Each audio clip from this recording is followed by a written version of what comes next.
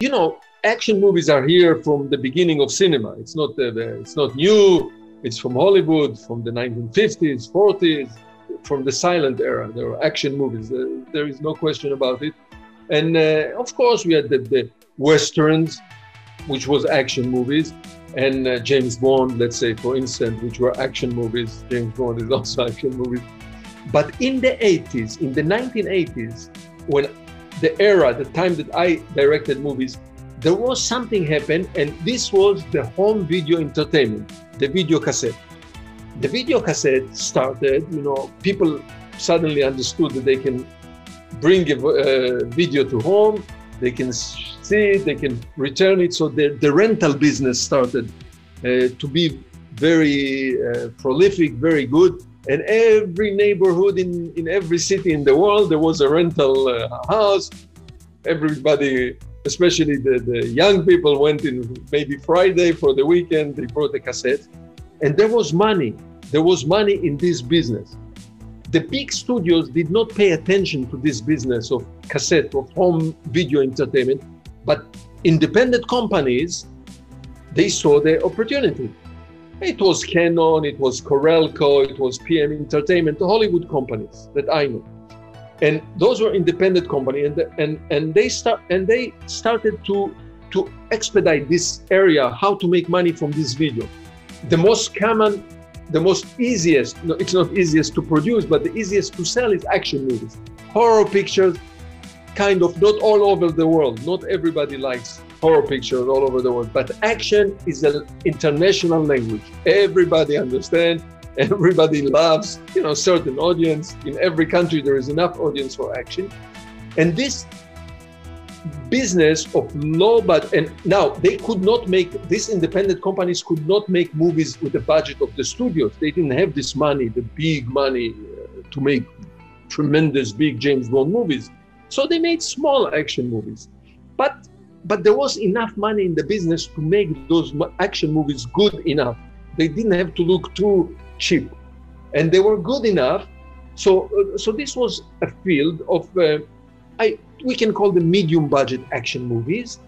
And they started to make those movies and sell them. Now, because we did not have a lot of money, we didn't have the big budget, we have to come up with ideas. How do you create action, spectacular action, exciting action with the money that we had, the resources that we had? And what we have to do, we could not, and at the time also, the visual effects, the visual special effects were not developed like they are today. So we had to use what we had. And most of the action that we did was real action performed on the set. Of course, by stunt people. When I say real, of course, you know, we didn't kill people, but as real as it can. But the stunt people, the stunt doubles, the actors, the martial art actors, they had to perform what you saw on the screen. There was no other way. We didn't have budget for fancy special effects or optical effects. We didn't have time. Those movies had constraints. So this went along through the 1980s. They made money. Beginning of 1990s, they made money.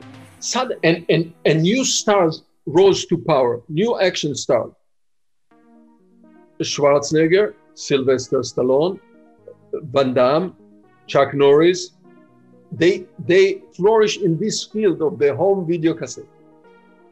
In the middle of the 90s, the studios suddenly realized, they say, well, that's enough. They're making money at the big studios, Universal, Fox, Paramount. They say, okay, why are they making the money that we can make?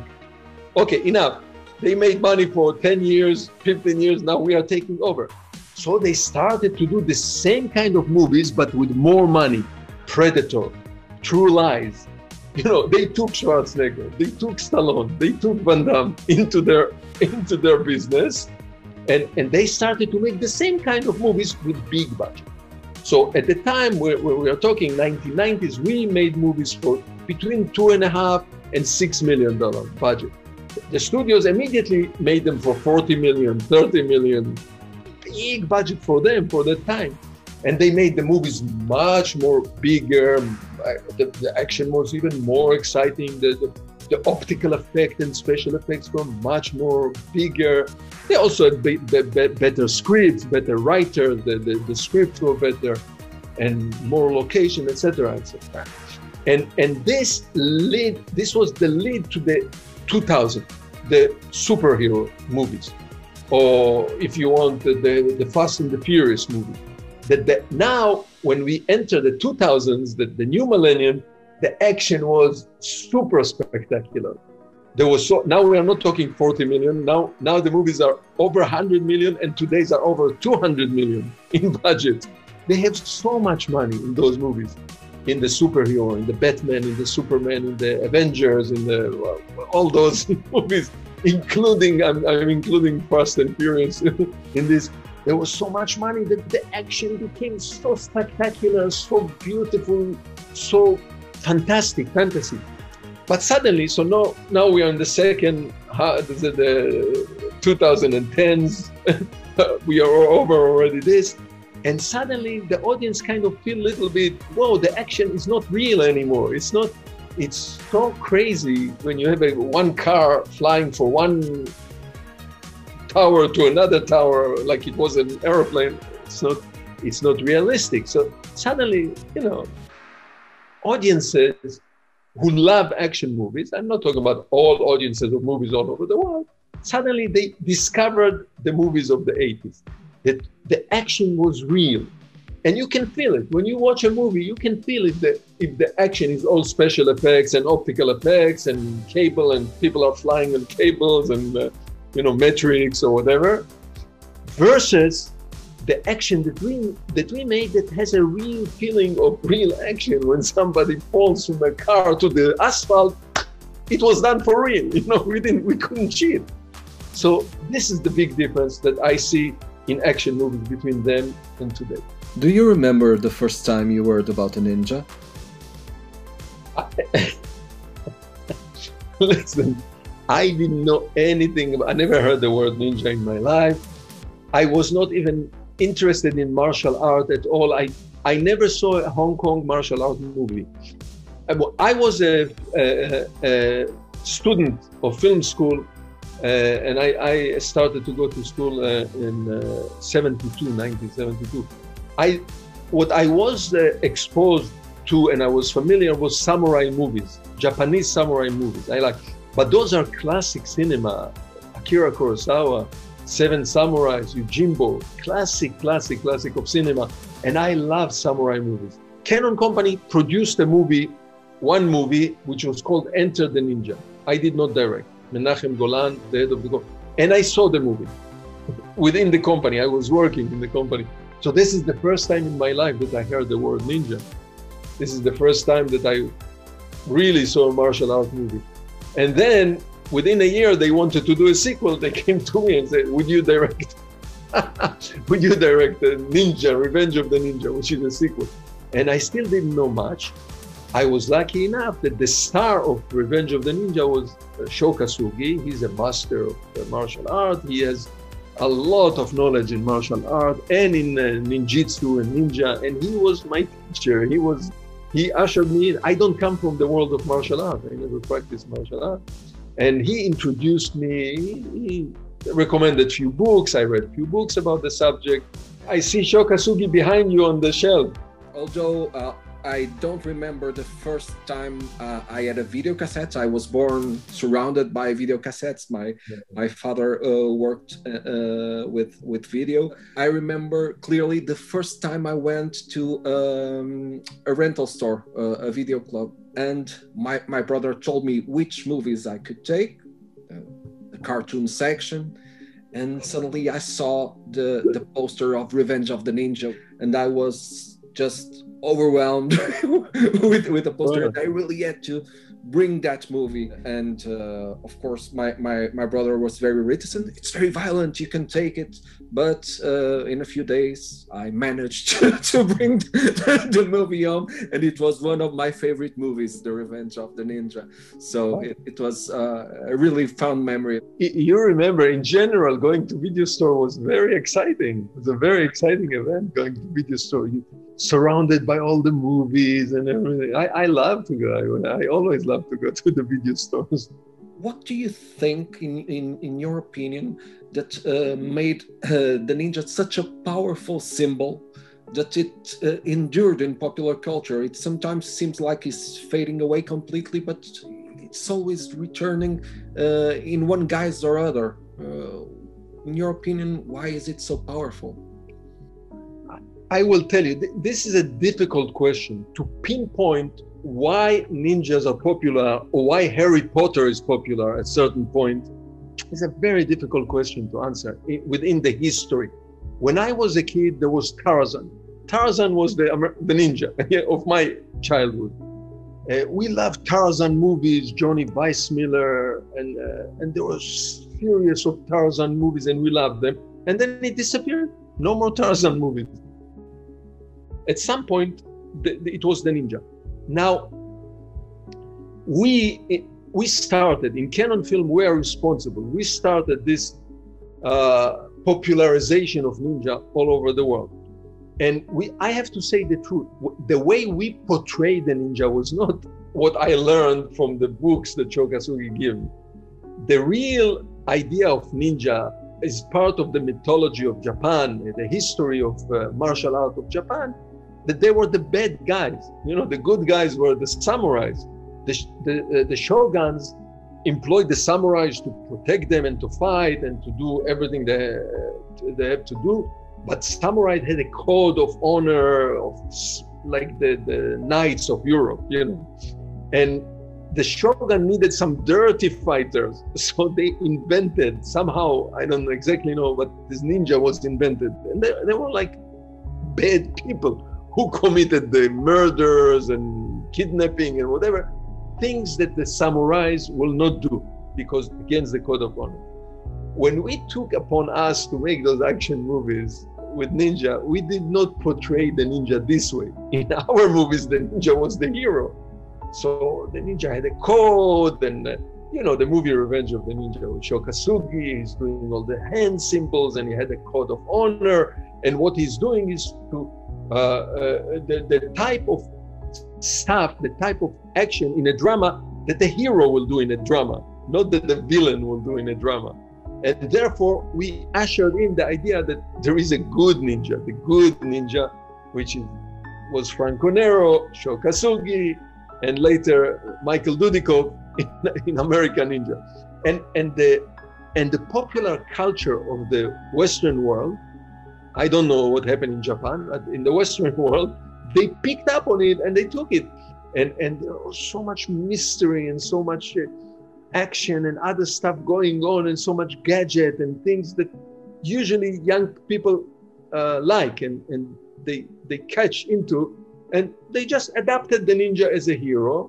It so happened. It's a very difficult question to try to analyze historically why this hero went up and then disappeared, and another, why the cowboy was a hero, and then, you know, and then Tarzan and Ninja or Harry Potter or James Bond. It's a very difficult question to know, to guess the taste of a general audience. You are talking about hundreds of millions of people together, somehow in a global village, together grabbing into the same idea. It's a very difficult question to analyze.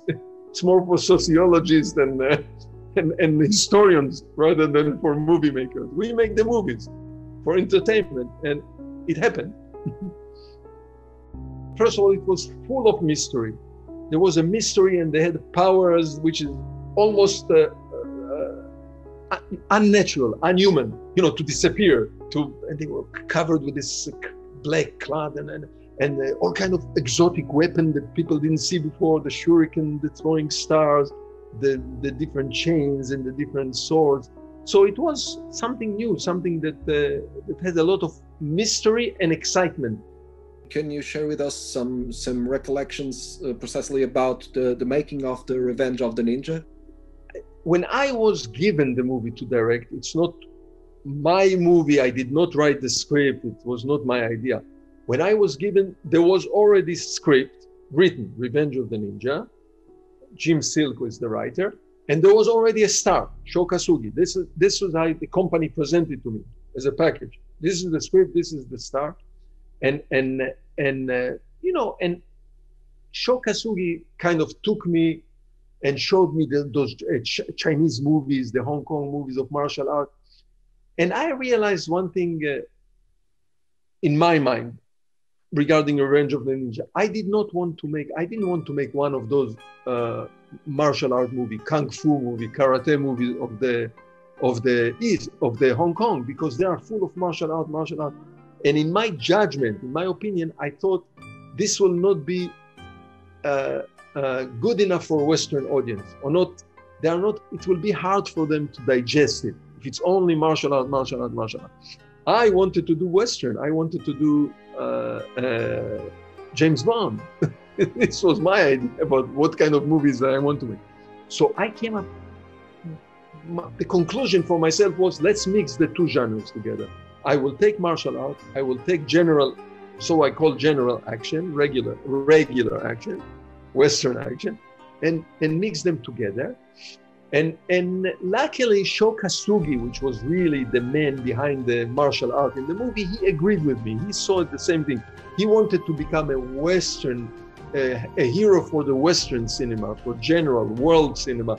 He was not interested to be a Hong Kong star, a Hong Kong style of movie. So he came along with me on this idea. And I was surrounded by Hollywood people. Everybody who worked in the movie was local from Hollywood. So they were thinking like me, like our stunt coordinator, Steve Lambert, Sho Kosugi, which was choreographing the fight. So we were looking for, there was a script, and I say, and in the script there were action sequences. It's not completely detailed in script. Not every the action is not detailed really what you will do, but very general terms. It's a car chase or a fight, but the nice thing that we all agree that we are doing a mixture. Some of the scenes of the action scenes will be martial art type of oriented sequences, and some of the scenes are going to be action, gunshot, car chases, punches, what we are used to see in a Hollywood movie. So in my opinion, this hybrid, this mixture of the two genres of cinema will give us what we are looking for, a type of a movie that will be attractive to all kind of audiences around the world. So, we started to work. An action sequence takes many days to do because we do it from small pieces. We shoot small pieces of action. And the two big action sequences in the movie, one is there is a chase, big scene that starts in a fight in the gallery that belongs to Sho Kosugi, and develop into a chase with the car that he's jumping on the roof and gets in and drive. This is about 7-minute sequence, but our biggest action sequence was the finale of the movie, and we decided that it was my decision, but with the help of people, of everybody who was working with me, stunt department, martial art department, special effects, that we will start, it will be a big building, and we start the action from the low or go up, and we will end up the sequence on the roof. And this was a tall building, maybe 30 stories high, and we'll end up so this sequence it's more than 10 minutes, like 12 minutes action sequence non-stop, and it took days. It's not simple. It doesn't happen in one day, 2 days. It takes maybe a week and a half, sometimes two weeks to do such a complicated and long action sequences. And again, to answer your question, most of the choreography of the martial art fights were done by Sho Kosugi. Sho Kosugi is a sensei, black belt, expert in martial art, in the subject of ninja and other field of martial arts that I'm not familiar with. And he had a group of people around him all the time. His students were, like 6 students were with him all the time. And he will choreograph the fights for the martial art fights. And we had a stunt coordinator, stunt choreographer, Steve Lambert, that also had 1 or 2 assistants. With one assistant, but he collected local stunt people from Utah, from Salt Lake City, and he came up with sequences that were action, not so much martial art action. As for myself, it was for me also a good lesson. Listen, being a student of cinema and a viewer of cinema, I understand action in my brain, but I was never involved in building action, making action, really cinematic action. And this was a good lesson. And I saw that I'm good with this. I know how to put it together in a cinematic way that it will be exciting for the audience. And apparently it was successful because the movie was successful, Revenge of the Movie. How important it was for you in your career to make this film, and how important was the reaction you got from it? It was significant in my career, very significant. I went to film school, undergraduate, BA, and then I went back again to school, MA. I never thought in a film school. I wanted to be a director. I wanted to be a storyteller, a filmmaker. And I never thought that I will end up in action, but action, Hollywood type of action was always appealing to me. And when I went to film school the second time, there was a separation. I went to the BA first, and 5 years I was assistant director, and then I went to the MA, to the graduate school. And while I was in school, 3 years or 2.5 years, I made a movie. I wrote a movie and directed, and a friend of mine produced, and together we made a movie in school while we went to school. And this movie was a drama, social drama. This is 8 months to shoot? Oh yeah, in school, 1.5 years to shoot. Because we were shooting only in the weekends, only every Saturday, Sunday. And Canon was a young company. Canon just began.